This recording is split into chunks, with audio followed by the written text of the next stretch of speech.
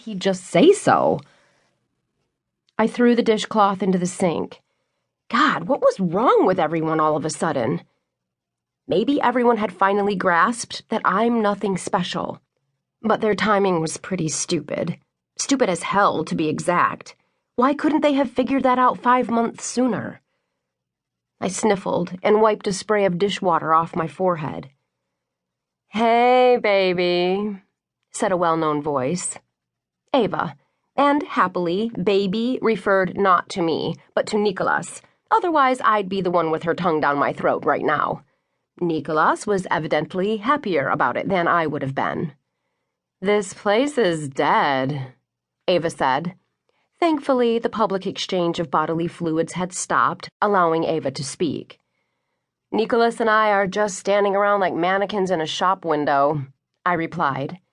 She sat opposite me on a bar stool. "So, why don't you come to Sophie's party?"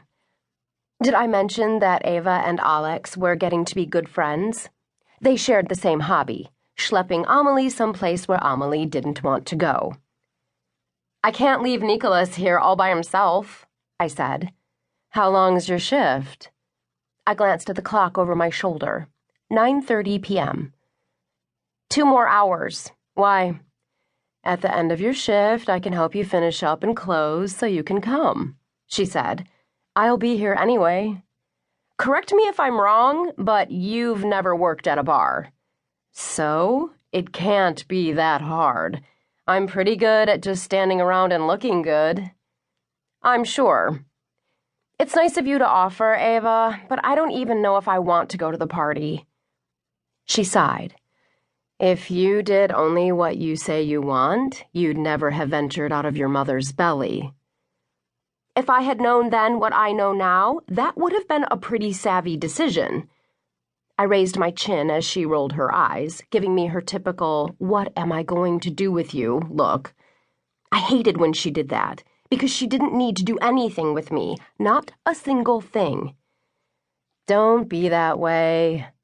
Parties like this one are seriously swarming with hot guys. Swarming with them?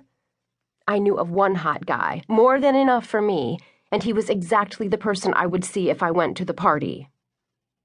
Did I want that? Stupid question. Obviously I did. The better question was whether I should go. "That may be," I said, "but even if you rattled off 20 compelling arguments, you'd still be out of luck because I don't have a costume." "You don't need a costume."